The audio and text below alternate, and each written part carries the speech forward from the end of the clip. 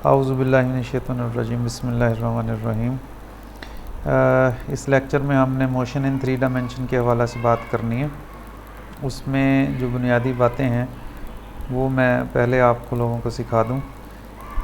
सबसे पहले जो आपको सीखना है कि पोजीशन वेक्टर क्या होता है 3 डायमेंशन में, ठीक है ना। पोजीशन वेक्टर 3 डायमेंशन में हमें पता है कि हम 3 डायमेंशनल कोऑर्डिनेट सिस्टम यूज़ करते हैं। अगर ये ओरिजिन है, ये एक्स एक्सिस है, ये वाई एक्सिस है, ये जेड एक्सिस है, तो इस तरह किसी भी पॉइंट का पोजीशन वेक्टर जो है, अगर वो पी पॉइंट है उसके कोऑर्डिनेट्स हैं एक्स वाई जी, तो इस सूरत में ये जो पोजीशन वेक्टर आर है इसको हम इस तरह लिखते हैं, R is equal to X I plus Y J plus G K. ये उसने विजुअल कॉन्सेप्ट के लिए इस फिगर में दिखाया हुआ है, इसके भी ऊपर गौर कर सकते हैं आप लोग। फिर हम पोजीशन के बारे में, चेंज इन पोजीशन के बारे में पहले आपको मैंने बता चुका हूँ कि इस तरह है। अगर फ़र्ज़ किया ये एक पार्टिकल है, वो इस पॉइंट से इस पॉइंट तक जाता है, तो आप देखें कि 3 डायमेंशन में अगर हम यहाँ पे इसकी पोजीशन की बात करें, फिर वो अपनी पोजीशन चेंज करके यहाँ पे जाता है, फिर यहाँ पे जाता है, एंड सो ऑन, चलते चलते वो अपनी फाइनल पोजीशन को अटेन कर लेता है। इसका क्या मतलब है? इसका मतलब है कि ये जो पोजीशन वेक्टर है it is function of time. अगर ये फंक्शन ऑफ टाइम है तो हम ये देखना चाहते हैं कि इसकी वेलोसिटी क्या है, तो वेलोसिटी के लिए सिंपली इसका टाइम डेरिवेटिव ले लेंगे। और इसी तरीके से अगर हम ये देखना चाहते हैं कि किसी भी लम्हा वेलोसिटी क्या है, तो यहाँ से हमें नज़र आ रहा है कि अगर हम इस तरह किसी भी पार्टिकल के लिए 3 डायमेंशन में या 2 डायमेंशन में अगर हम उसको सिंप्लीफिकेशन के लिए हम यूज़ कर लेते हैं, वो इस तरह से कि जिस तरह हमने वहाँ पे वेलोसिटी टाइम ग्राफ या पोजीशन टाइम ग्राफ देखा था 2 डायमेंशन में, यहाँ पे पोजीशन टाइम ग्राफ जो है इसको हम इस तरफ टाइम ले लेते हैं, इस तरफ जो है वो पोजीशन ले लेते हैं। तो with respect to time position इसकी चेंज हो रही होगी। सपोज़ कर लें कि पोजीशन जो है वो इस तरह चेंज हो रही है विद रिस्पेक्ट टू टाइम, और इनिशियल पोजीशन ये है और final position at time 2 R1। तो इस तरह से ये अब आपके पास वेक्टर है जिसको हम डेल्टा R कहते हैं। और यहीं से लिमिटिंग वैल्यू, लिमिटिंग केस में हमने डिफ़ाइन की थी velocity v is equal to d r t over d t. अब इसी तरह अगर आपने एक्सेलेरेशन डिफ़ाइन करना है 3 डायमेंशन में, चलो ये साथ में पहले वेलोसिटी की बात भी पूरी कर लेते हैं। वेलोसिटी को 3 डायमेंशन में लिख लेते हैं वेक्टर की फॉर्म में। तो हमें पता है कि वेलोसिटी वेक्टर v होगा वी एक्स आई प्लस वी वाई जे प्लस वी जी के। और दूसरी साइड के ऊपर अगर मैं r वेक्टर को देखना चाहूँ तो ये क्या हो जाएगा, एक्स आई प्लस वाई जे प्लस सी के। अब इस सूरत में इसमें दोनों तरफ पुट करने से हमें ये पता चलेगा कि इधर है v x is equal to d x over d t, v y is equal to d y over d t, v z is equal to d z over d t. ये वेक्टर इक्वेशन हो गई। या इसको हम इस तरह भी लिख सकते हैं कि velocity vector is equal to d x over d t i unit vector, d y over d t j unit vector, d z over d t k unit vector. इसी तरह से एक्सेलेरेशन को डिफ़ाइन कर लेते हैं, लेकिन पहले हम थोड़ा सा किताब की तरफ भी देख लेते हैं। किताब वाले ने कुछ इसके हवाला से ये एक्सप्रेशन है जो मैंने अलग-अलग करके आपको दिखा दी है। ये एक्सप्रेशन है उसकी मैग्नीट्यूड का। ये सिंपल है मैग्नीट्यूड, ये 2 डायमेंशन में उसने मैग्नीट्यूड, ये 2 डायमेंशन में उसने डायरेक्शन दिखा दी है कि किसी भी लम्हा वेलोसिटी की डायरेक्शन किस तरीके से होती है। और फिर हम आ जाते हैं एक्सेलेरेशन वेक्टर की तरफ, उसी तरीके से जैसे हम पहले डिफाइन कर चुके हैं, rate of change of velocity is acceleration. तो डेरिवेटिव्स अब हम सर जानते हैं, तो a is equal to d v over d t.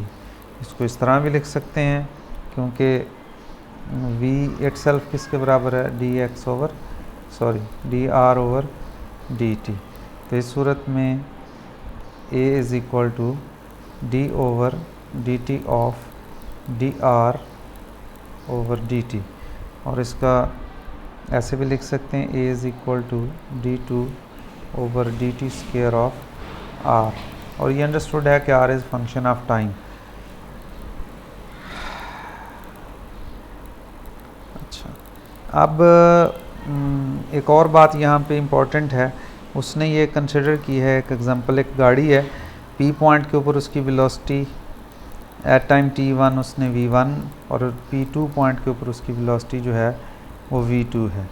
तो हमें पता है कि जब हमने डेफिनेशन की है एक्सेलेरेशन की, तो उसमें हमने कहा कि change in velocity over total time taken.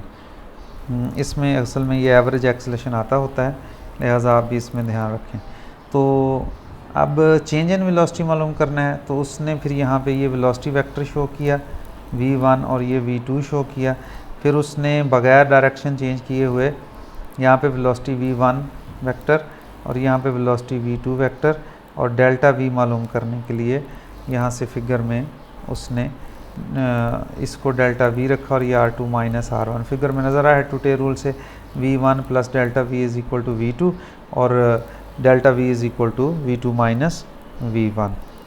ये फिर उसने डायरेक्शनल रिलेशनशिप दिखा दिया कि चूँकि एवरेज एक्सेलेरेशन बराबर होता है delta v over delta t, ये एक स्केलर नंबर है, ये एक वेक्टर है, तो जो डायरेक्शन इसकी होगी वही डायरेक्शन इसकी होगी। लेकिन ध्यान रखना आपने, देखें v1 वेलोसिटी की डायरेक्शन ये थी, v2 वेलोसिटी की डायरेक्शन ये थी, लेकिन डेल्टा v की डायरेक्शन क्या है, ये। तो ख्याल रखना है कि ये जो एक्सेलरेशन वेक्टर होता है ये in the direction of delta v, यानी चेंज इन वेलोसिटी की डायरेक्शन में होता है, ना कि वेलोसिटी की डायरेक्शन में। ये ख्याल रखना है आप। इसीलिए एक्सेलरेशन जो है, अगर वो बॉडी फारवर्ड चला है तो उसका एक्सेलरेशन फारवर्ड भी हो सकता है, बैकवर्ड भी हो सकता है। क्यों? क्योंकि जब वेलोसिटी इंक्रीज़ कर रही होती है तो उस सूरत में एक्सेलरेशन चेंज इन वेलोसिटी भी उसी डायरेक्शन में होगी। लेकिन जब वेलोसिटी डिक्रीज़ हो रही होती है तो चेंज इन वेलोसिटी जो है वो रिवर्स डायरेक्शन में होगी। तो जब रिवर्स डायरेक्शन में हो तो इसलिए हम उसको नेगेटिव एक्सेलरेशन है, रिटार्डेशन वगैरह का लफ्ज़ भी यूज़ करते हैं। ठीक है, फर्दर एक्सेलरेशन के बारे में भी कुछ बातें हैं यहाँ पर। ये एक तो उसी तरीके से जैसे हमने वेलोसिटी को लिखा था, एक्सेलरेशन को भी आगे उसका फार्मूला पहले बनाते हैं। ये एवरेज एक्सेलरेशन का फार्मूला है, अगर उसकी लिमिटिंग वैल्यू लेंगे तो इंस्टेंटेनियस वेलोसिटी आ जाएगी। और फिर इसी तरीके से इसके भी 3 कंपोनेंट हैं, एक्स और वाई कंपोनेंट, और फिर इसी तरीके से उसको इस तरह भी लिख सकते हैं और इस तरह भी लिख सकते हैं, यानी सेकंड डेरिवेटिव के तौर पे भी। तो यहाँ से जो इम्पोर्टेंट बात है वो आपने अंडरस्टैंड करनी है कि अगर हम इस तरह वेलोसिटी टाइम ग्राफ बनाएं तो इस वेलोसिटी टाइम ग्राफ की किसी भी पॉइंट के ऊपर जो स्लोप होगी वो हमें क्या दे देगी, एक्सेलरेशन उस पॉइंट पर। ठीक है, और अगर हम इस तरह टी एक्स ग्राफ बनाएं, ठीक है, तो इसका सेकंड डेरिवेटिव, क्यों? क्योंकि जो एक्स टी ग्राफ होगा या एक्स वाई टी ग्राफ होगा या जेड टी ग्राफ, ये सिंगल डायमेंशन में फिर उसने शो कर लिया होगा यहाँ पर। तो सेकंड डेरिवेटिव, तो ये ध्यान रखना कि एक्सेलरेशन हमें दोनों ग्राफ से मिल सकता है, वी टी ग्राफ से भी मिल सकता है एक्स टी ग्राफ से मिल सकता है। वी टी ग्राफ से सेकंड डेरिवेटिव होगा, फर्स्ट डेरिवेटिव होगा, और एक्स टी ग्राफ से सेकंड डेरिवेटिव्स होंगे। Parallel perpendicular of component of the acceleration को अंडरस्टैंड करना है हमने। उसको अंडरस्टैंड करने के लिए इसने यहाँ पर एक पार्टिकल का पाथ शो किया है और ये डॉटर लाइन इस तरह से है, ठीक है। उसने किसी भी लम्हा पार्टिकल का एक्सेलेरेशन जो है उसको डिटरमिन करने की कोशिश की है। हम भी उसकी बात को अंडरस्टैंड करने की यहाँ पे कोशिश करते हैं। अब इस पॉइंट के ऊपर जो उसका एक्सेलेरेशन होगा बॉडी का, वो वेलोसिटी की डायरेक्शन में होगा, ठीक है। और वो कहाँ से हमने डिटरमिन करना है? वो हमने डिटरमिन करना है a is equal to d v over d t, इस फार्मूले से। इस पॉइंट के ऊपर ये डेरिवेटिव कैलकुलेट करना होगा। उसने यहाँ पे दो कंपोनेंट इस वेक्टर के दिखाए। असल में ये वेक्टर होगा, डेरिवेटिव वेक्टर ये होगा, ए वेक्टर जिसको कहा। अब इसके दो कंपोनेंट बना लिए, इस पाथ के परपेंडिकुलर और इस पाथ के अलोंग। ये वाला अलोंग वाला कंपोनेंट है और ये जो है परपेंडिकुलर कंपोनेंट। तो आप ख्याल रखना है आप कि ये असल में एक्सेलेरेशन वेक्टर है, ठीक है। ये असल एक्सेलेरेशन वेक्टर है, ये असल वाला एक्सेलेरेशन वेक्टर है, ये वाला। और ये उसका वो कंपोनेंट है जो परपेंडिकुलर टू पाथ है किसी भी पॉइंट के ऊपर, और ये वो वाला कंपोनेंट है जो पैरेलल टू पाथ है। तो पैरेलल और परपेंडिकुलर कंपोनेंट्स का ये कॉन्सेप्ट होता है। कभी कोई किसी एमसीक्यू में इसकी ज़रूरत पड़ सकती है। ये उसने सिचुएशन दिखाई है, ये v1 वेलोसिटी है, ये v2 वेलोसिटी है। आप गौर करें ज़रा, v1 वेलोसिटी स्मॉल होने का मतलब है वेलोसिटी कम है वेक्टर, और वेक्टर v2 लार्ज होने का मतलब है कि वेलोसिटी ज़्यादा है, ठीक है ना। तो डेल्टा v कैलकुलेट करेंगे तो डेल्टा v ये निकलेगा, और इस तरह एक्सेलेरेशन भी इसी डायरेक्शन में है। एक और सिचुएशन उसने यहाँ पे डिस्क्राइब की है, acceleration perpendicular to velocity. Acceleration is perpendicular to velocity. ये है changes only direction of the, यानी ऐसा एक्सेलरेशन जो परपेंडिकुलर टू वेलोसिटी हो, वो सिर्फ़ और सिर्फ पार्टिकल की वेलोसिटी की डायरेक्शन को चेंज करता है। और ऐसा जो है वो कर्व्ड पाथ कांस्टेंट स्पीड के साथ होगा, ठीक है।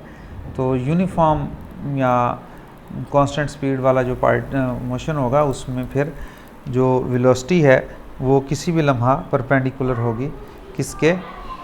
एक्सेलरेशन के, ठीक है। ये सूरत हाल उसने दिखाई हुई है। जब वेलोसिटी कांस्टेंट है और along the curved path particle move करता है, तो ये देखें एक्सेलरेशन ए जो है वेलोसिटी के परपेंडिकुलर है, ये 90 डिग्री एंगल है। और इधर देख लें, जब स्पीड इंक्रीज़ करती है तो फिर जो एक्सेलरेशन डायरेक्ट वेक्टर ये है, वेलोसिटी वेक्टर ये है, और इसके दरमियान जो एंगल है वो लेस देन 90 डिग्री है, क्योंकि ये परपेंडिकुलर डायरेक्शन है, ये लेस देन 90 डिग्री वाली बात होगी। नेक्स्ट जो है वो आपके पास डिक्रीजिंग स्पीड है। डिक्रीजिंग स्पीड में आप देखें ये एंगल जो है वो ग्रेटर देन 90 डिग्री है, ये नॉर्मल की लाइन है और ये एक्सेलरेशन है बॉडी का। तो अब यहाँ से हम ये कंक्लूड करते हैं, ये आपसे एमसीक्यू भी पूछा जा सकता है कि अगर कोई बॉडी यूनिफॉर्म वेलोसिटी से कर्व्ड पाथ में मूव करे या कांस्टेंट वेलोसिटी से, तो उसका एक्सेलरेशन रेडियल डायरेक्शन में होता है। लेकिन अगर वो स्पीड इंक्रीजिंग हो तब भी रेडियल डायरेक्शन में होगा, डिक्रीजिंग हो तो तब भी रेडियल डायरेक्शन में नहीं होगा। और यह पर्टिकुलर बात याद रखनी, अगर इंक्रीजिंग होगा तो फिर वेलोसिटी और एक्सेलरेशन में एंगल लेस देन 90 होगा, और अगर डिक्रीजिंग होगा तो ग्रेटर देन 90 होगा। ये दोनों पॉइंट याद रखने हैं। ये हो सकता है वो आपसे किसी वजह से या किसी भी लम्हा आपको इसमें करने की ज़रूरत पड़ सकती है। अब आ जाते हैं हम प्रोजेक्टाइल मोशन की तरफ। प्रोजेक्टाइल मोशन जो है, इसमें ऑब्वियसली ये इसकी डेफिनेशन है कि ऐसा मोशन प्रोजेक्टाइल मोशन कहलाता है, या ऐसा ऑब्जेक्ट प्रोजेक्टाइल ऑब्जेक्ट कहलाता है जिसको आप इनिशियल वेलोसिटी दें और फिर वो पाथ फॉलो करे जो entirely determined by the effect of gravity, gravitational acceleration और एयर रेजिस्टेंस, ये डिसाइड करें। उसके बाद यानी आप उसमें कोई चेंज ना ला सकते हो, सिर्फ ग्रेविटी और एयर रेजिस्टेंस जब डिसाइड करें कि अब उसने क्या पाथ फॉलो करना है। तो ऐसा मोशन प्रोजेक्टाइल मोशन कहलाता है। आमतौर पर टू डायमेंशन के अंदर इसको यानी प्लेन जो है उसमें स्टडी किया जाता है इसको। तो इस तरीके से जो है वो हम टू डायमेंशनल मोशन जो है उसको डिस्क्राइब करते हैं with the help of equation of motion. और ये कुछ सिचुएशंस उसने दिखाई हुई हैं यहाँ पे। ये जब हम उसको लॉन्च कर देते हैं और लॉन्च करने के उसने अल्फ़ा नॉट एंगल ले लिया है, जिस एंगल के ऊपर लॉन्च किया गया उसको, और जो जिस वेलोसिटी से लॉन्च किया गया उसको वी नॉट कहा। और ये फिर इनिशियल वेलोसिटी वी नॉट का एक्स कंपोनेंट है, ये वाई कंपोनेंट है। जैसे जैसे अब ये ऑब्जेक्ट चलता जाता है तो उसका एक्स कंपोनेंट और वाई कंपोनेंट जो है वो यहाँ पे शो दिखाया। ये एक्स कंपोनेंट की वेरिएशन शो की हुई है, ये एक्स कंपोनेंट की वेरिएशन शो करती है कि x component remains constant. What does this mean? This means that we have neglected the air friction so that the horizontal motion of the particle does not change.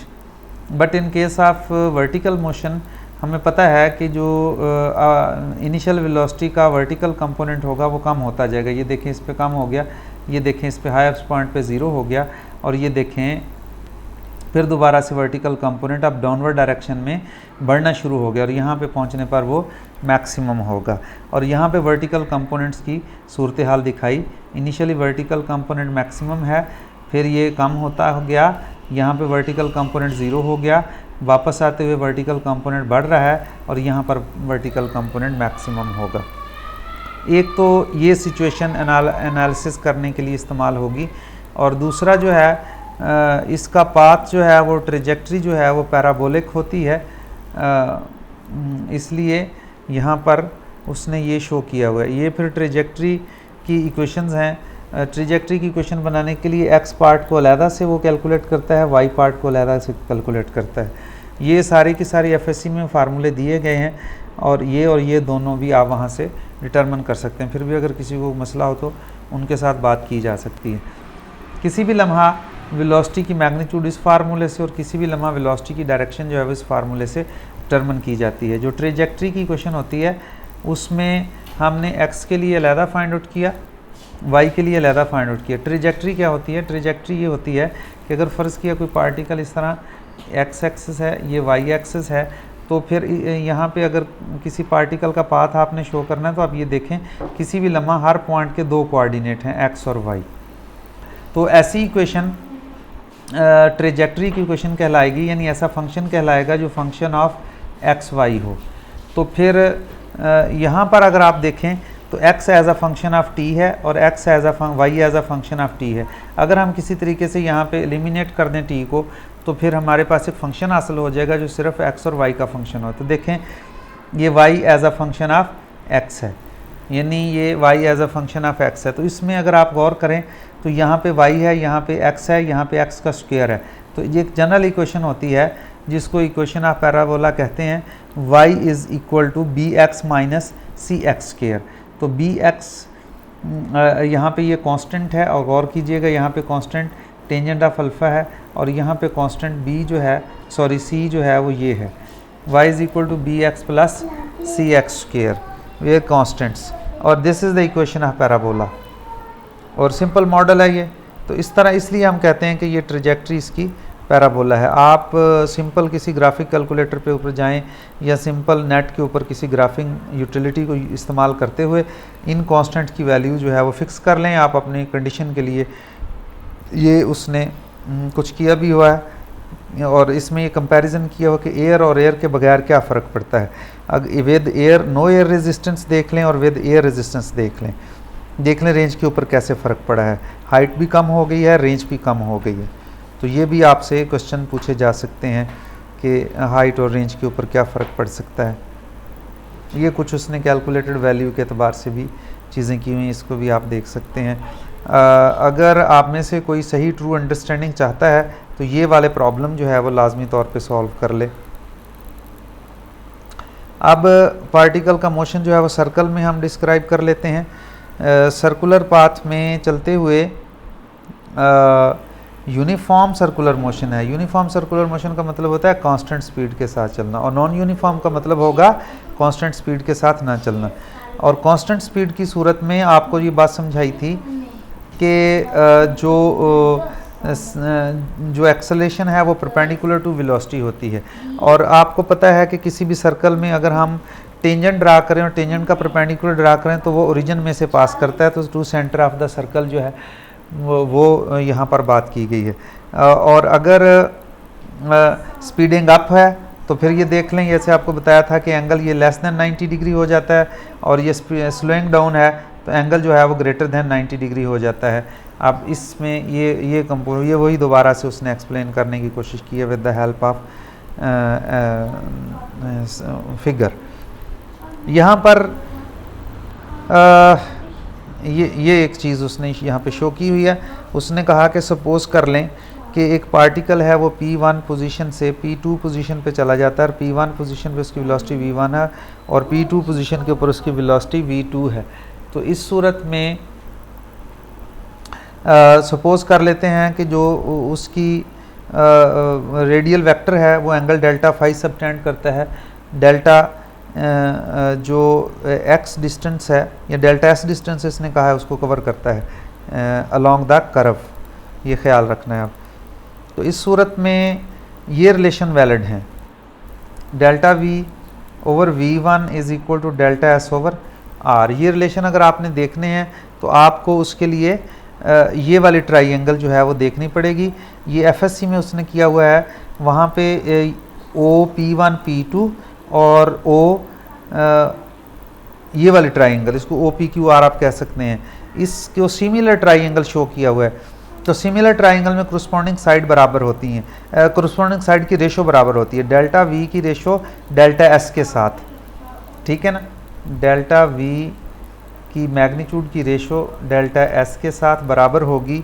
इसमें से कोई एक side ले लेते हैं, V1 और V2 की magnitude, और इधर R, उधर रेडियस है इधर मैग्नीट्यूड है, तो ये आपके पास आ गया मैग्नीट्यूड V और रेडियस R। तो इस तरह से उसने यहाँ पे delta V over V is equal to delta S over R लिखा हुआ है। फिर एवरेज एक्सेलेरेशन मालूम करने के लिए क्या करते हैं, change in velocity time taken होता है, और यहाँ से चेंज इन वेलोसिटी की जगह हम यहाँ से वैल्यू पुट कर सकते हैं, तो ये आ गया। और यहाँ पे ये देखें delta S over delta T जो है ये सिंपल स्पीड होती है, वेलोसिटी होती है। इंस्टेंटेनियस एक्सेलेरेशन के लिए फिर लिमिटिंग वैल्यू लेते हैं, जब लिमिटिंग वैल्यू लेते हैं तो ये फैक्टर वैसे आ जाएगा, ये वैल्यू जो है वो हमें चेंज इन जो स्पीड ऑफ द पार्टिकल होगा, क्योंकि ये सिंपल जो डिस्टेंस कवर्ड है और टाइम टेकन के दरमियान जो चीज़ें उसने ली हैं, सिंपल डिस्टेंस कवर और टाइम टेकन, ये डेल्टा S उसने कहा था, टाइम डेल्टा T अगर लिया तो ये सिंपल वेलोसिटी आ जाएगी। तो इस तरह से यहाँ पर ये रेडियल एक्सेलेरेशन जो है उसका फार्मूला बन गया। और रेडियल एक्सेलेरेशन जो है वो किस वजह से, instantaneous acceleration change in velocity की वजह से, sorry change in direction of the velocity की वजह से। यहाँ भी नॉन यूनिफॉर्म एक्सेलेरेशन में यही होता है, तो इसलिए इसको सेंट्रीपिटल एक्सेलेरेशन या रेडियल एक्सेलेरेशन भी कहते हैं, ठीक है। ये उसने कुछ सिचुएशन बताई हुई हैं उसकी सेंट्रीपिटल या रेडियल एक्सेलेरेशन की हवाला से। फिर अगर हम टाइम पीरियड मालूम करना चाह रहे हैं तो टोटल डिस्टेंस कवर 2πr होगा किसी सर्कुलर पाथ में चलते हुए, और टाइम टेकन t है तो v वेलोसिटी के साथ, तो यहाँ पे रेडियल एक्सेलेरेशन जो है वो in terms of time period भी लिखा जा सकता है, पीरियड ऑफ द मोशन भी कैलकुलेट किया जा सकता है। ये फार्मूला भी ज़हन में रखें, ये भी MCQ के लिए इस्तेमाल हो सकता है। नॉन यूनिफॉर्म सर्कुलर मोशन में रेडियल एक्सेलेरेशन तो वही होगा स्पीड, लेकिन अब एक और एक्सेलेरेशन भी है जिसको हम कहते हैं टेंजेंशियल एक्सेलेरेशन, जो वेलोसिटी की डायरेक्शन वेलोसिटी की मैग्नीट्यूड के चेंज होने की वजह से अवेलेबल होगा यहाँ पर। तो ये uniform versus non uniform two quantities हैं, एक में ये है और एक में ये है, ठीक है। ये दोनों सेम नहीं है, एक में देखें हमने dv और dt की एब्सोल्यूट वैल्यू ली, और एक में है वेलोसिटी की एब्सोल्यूट वैल्यू लेकर के उसका टाइम डेरिवेटिव लिया, यानी चेंज इन वेलोसिटी। और ये d v over d T जो है वो रेडियल एक्सलेशन वाला पार्ट हो जाता है यूनिफॉर्म सर्कुलर मोशन में, और नॉन यूनिफॉर्म सर्कुलर मोशन में d v over d t की जो मैग्नीट्यूड है वो रेडियल एक्सलेशन का पार्ट और एंगुलर एक्सलेशन का पार्ट जो है वो दोनों सॉरी टेंजेंशियल एक्सलेशन का पार्ट दोनों का मॉड स्क्वायर दोनों का स्क्वायर लेकर के स्क्वायर रूट उसकी देगा वेलोसिटी। फिर हमारे पास है रिलेटिव वेलोसिटी। रिलेटिव वेलोसिटी के लिए सिंपल एक्सप्रेशन याद रख लेने हैं कि अगर आपके पास पोजीशन है पार्टिकल की एक्स पी एक्स बी ए, ये थोड़ा सा रेफरेंस फ्रेम के एतबार से पहले आपको डिस्कशन देखनी पड़ेगी। ये जो एग्जांपल्स हैं ये कैलकुलेट कर रहा है उसको ज़रा देख लेते हैं, उसको समझ लेते हैं कि किसको ये हवाला बना करके उसने कहा कि एक पैसेंजर है इस ट्रेन के अंदर और पैसेंजर को उसने पी कहा हुआ, ठीक, और ये बी जो है ये ट्रेन है और एक साइकिलिस्ट है ए पोजीशन के ऊपर, ठीक है। अब इसके एतबार से ये सारी बातें करेगा। तो अब आइए अब हम देखते हैं ये वही symbols B for train, P relative to frame ए।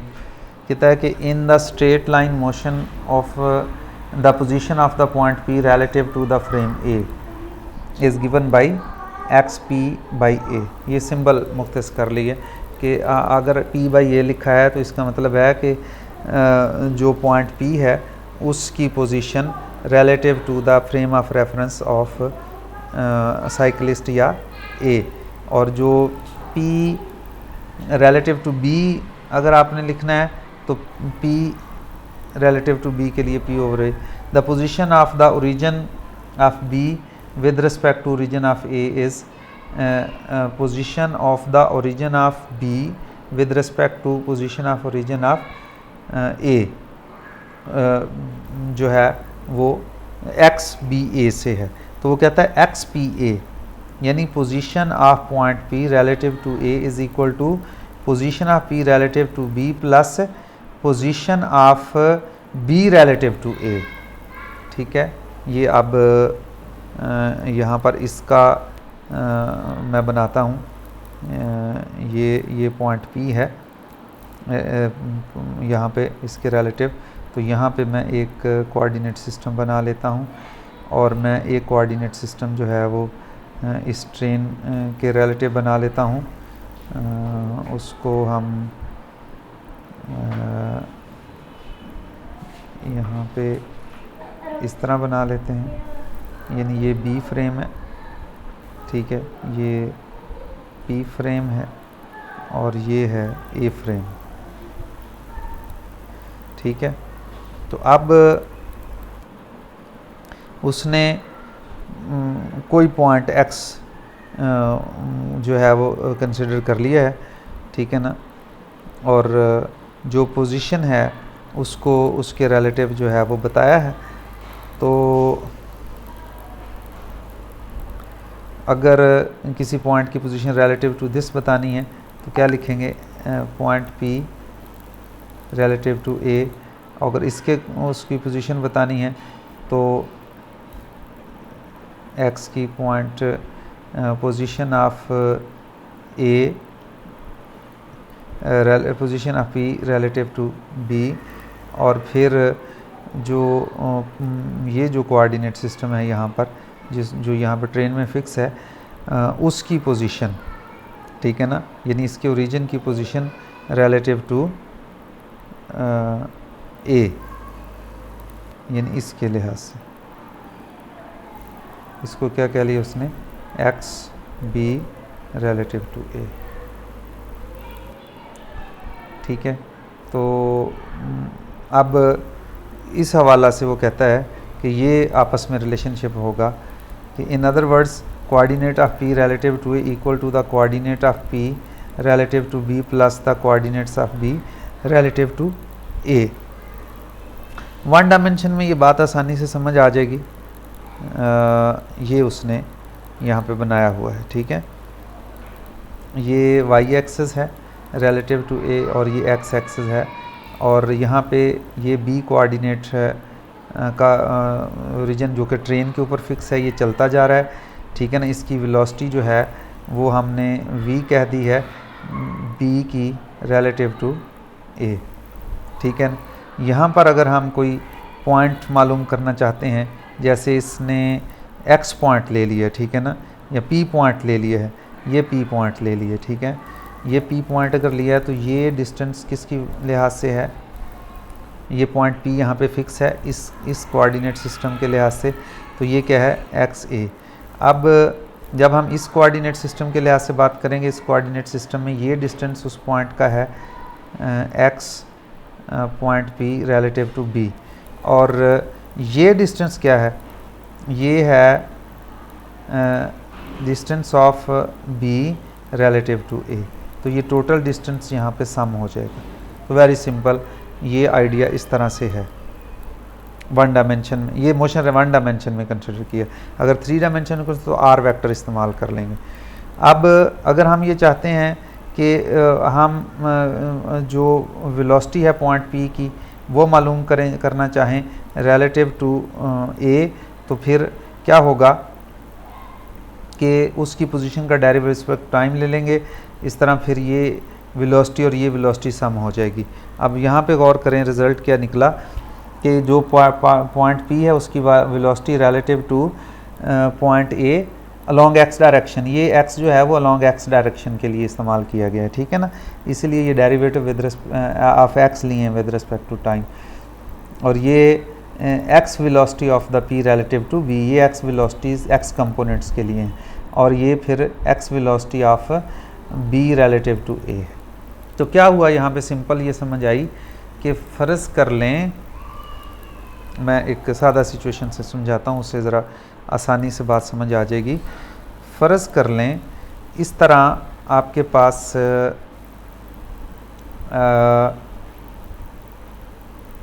एक गाड़ी है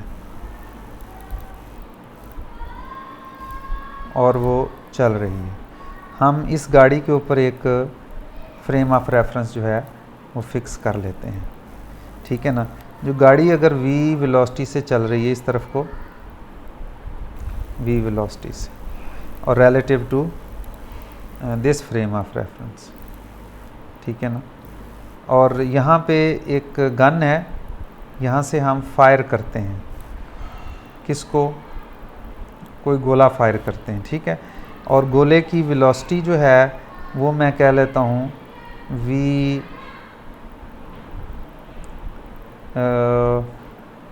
इसको बुलेट कह लें, VB, बुलेट फायर किया, जबकि ये जो गाड़ी चल रही है इसको मैं व्हीकल VV कह लेता हूँ, यानी या कोई भी कह लें, इसकी गाड़ी के लिए कार कह लेता हूँ, ठीक है ना, ठीक है। और ये आप ओरिजिन एट रेस्ट है, तो यहाँ पे वो कहता है कि यहाँ पे जो ऑब्ज़र्वर होगा, जो एट रेस्ट होगा, ये इस बुलेट की वेलोसिटी क्या मेजर करेगा। तो सिंपल एडिशन ये है, ये कहता है कि ये जो ऑब्ज़र्वर है इस बुलेट की velocity with respect to observer O, इसको मैं O प्राइम कह लेता हूँ, ठीक है ना, will be equal to velocity of the bullet with respect to O prime plus velocity of the O prime relative to O। तो ये इस तरह आपके पास वेलोसिटीज ऐड होती हैं। यानी सिंपल सिचुएशन में आपको जो बात समझाई जा रही है वो ये है कि जब कभी इस तरह कोई ऑब्जेक्ट जो है वो आप कोई खुद फ्रेम ऑफ रेफरेंस चल रहा है, तो फिर उस ऑब्जेक्ट का किसी ऐसे फ्रेम ऑफ रेफरेंस के लिहाज से वेलोसिटी जिसके लिहाज से वो फ्रेम ऑफ रेफरेंस चल रहा है, तो वो सिंपल सम अप हो जाती है। तो इसको हम कहते हैं कि ये सिंपल रिलेटिव वेलोसिटी का एडिशन है। तो इस तरह से हम सिंपल वेलोसिटी की जो एडिशन है, ये वेलोसिटी एडिशन आपके पास, ये इसने एक एग्जांपल भी कोट की है। तो relative velocity in 2 and 3 dimension, 3 dimension में मैंने वैसे ही आपको बताया था कि ये वेक्टर्स बन जाते हैं, ये फिर वेलोसिटी वेक्टर्स बन गए हैं 3 डायमेंशन के अंदर। ये उसने कुछ कैलकुलेशन भी करके दिखा दी हैं, इसको आप खुद से सॉल्व कर लें। ये एग्जांपल भी खुद से आपने सॉल्व करनी है लाजमी तौर पे। अगर ना समझ आएगी तो फिर हम इसके ऊपर डिस्कशन कर सकते हैं, ठीक है। तो अब हम जो सेकंड पार्ट है इस लेक्चर का, उसमें MCQs वगैरह जो है वो सॉल्व करेंगे, ठीक है।